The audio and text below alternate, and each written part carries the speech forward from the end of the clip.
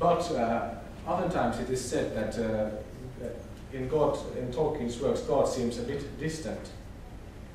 But in fact, according to my analysis, this seems very much wrong, because it doesn't take into account the fact that the main characters of Tolkien's works are in fact the children of God, the elves and men, and their destiny reflects the work of God. So, in my view, Eru, the God, is very much present in his creation. And Tolkien himself, the way it says, the way he is present in the work is as the author of the story. Not even though Tolkien is the author of the story, inside the story, God is the author of the story. And he is the sustainer of the world. But an interesting question is, what is the nature of God in the Legendarium? Because there are several different kinds of theory about who God is and what kind of a being he is. And according to my analysis, it can be inferred quite clearly that God in Tolkien's works is not a being like in Islam or Judaism, in which he is a Unitarian being, that is only one person who is alone, completely alone. It can be seen that in Tolkien's works there are three aspects to God. First of all, he is outside the world, and second of all, he is inside the world. And the way he is inside the world and sustains the world is through a being called the flame imperishable, and also called the secret fire. And it's said that this being indwells the world, but it is at the same time with God. And there is also a third aspect, which Tolkien mentions in a work of his that is a philosophical work set in the Middle Earth. That if one wants to defeat the evil that is in the world, there is no power other than God who is more powerful than evil. So God himself, at some point, if he wants to really save his creatures, has to come into the world and live here somehow concretely, and concretely defeat evil. So there are three aspects that can be found in Tolkien's works. There is the God that is outside the world, inside the world, and the one that will come inside to defeat evil. And this is in fact a reflection of Tolkien's Christian faith of the Father, the Son, and the Holy Spirit. So the presence of God in Legendarium is felt and seen through the perspective of his children, the elves and men, most of the time. We will explore his grace and influence by looking into The Lord of the Rings, The Hobbits, and The Silmarillion now, which are his main works. But there is a very nice poem in The Lord of the Rings, which I have composed, and it is a song called Bilbo's Song. And Bilbo is, of course, the main character in The Hobbit, the work that was before The Lord of the Rings. And I will sing this song that I have based on Tolkien's words.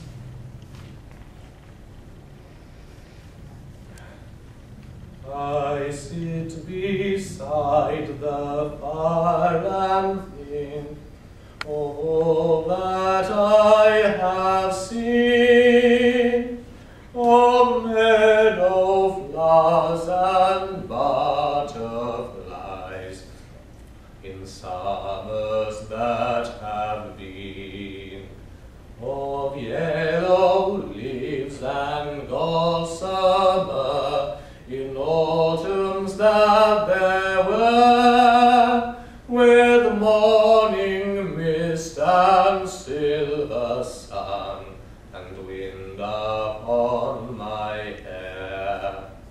I sit beside the fire and think of how the world will be when winter comes without a spring that I shall ever see.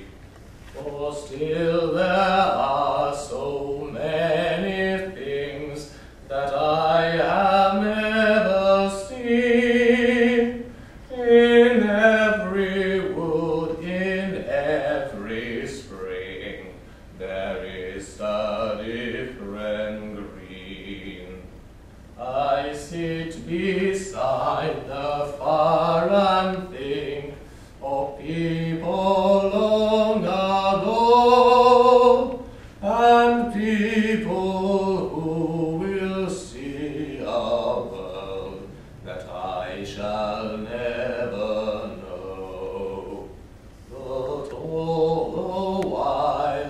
sit and think of times there were before.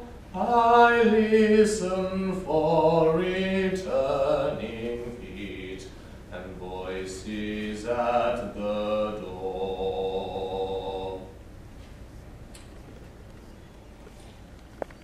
So now we will move on to the Lord of the Rings, which is, like this story, like this song itself says, a very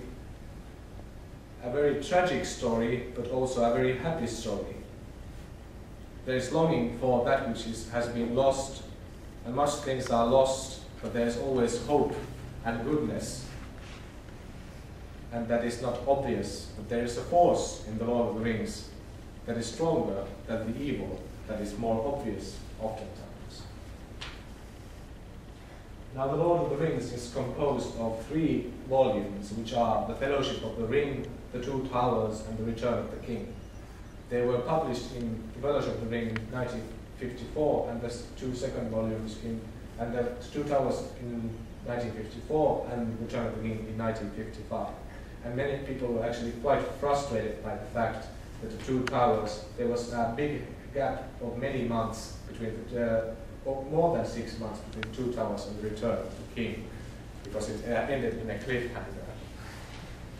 And the main character of the Lord of the Rings is Frodo, who is a humble hobbit who is given a great task, a task that would normally not be given to such a small and unimportant person. He inherits a ring from his uncle Bilbo, which is the ring appears to be just an ordinary magical ring which makes one disappear from sight. But it is found to be, in fact, a great ring forged by the Dark Lord Sauron. And the title of this work is The Lord of the Rings, and the Lord of the Rings is, of course, the Dark Lord Sauron himself. And this ring grants its wearer extended life, and to those who desire it, it also grants power. But that, of course, always with power, when one gets it, what will one use it for?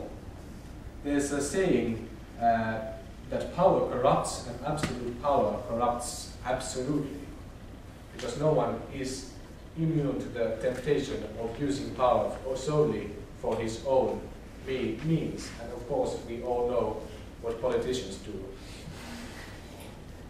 And temptation leads to addiction, and addiction leads to corruption.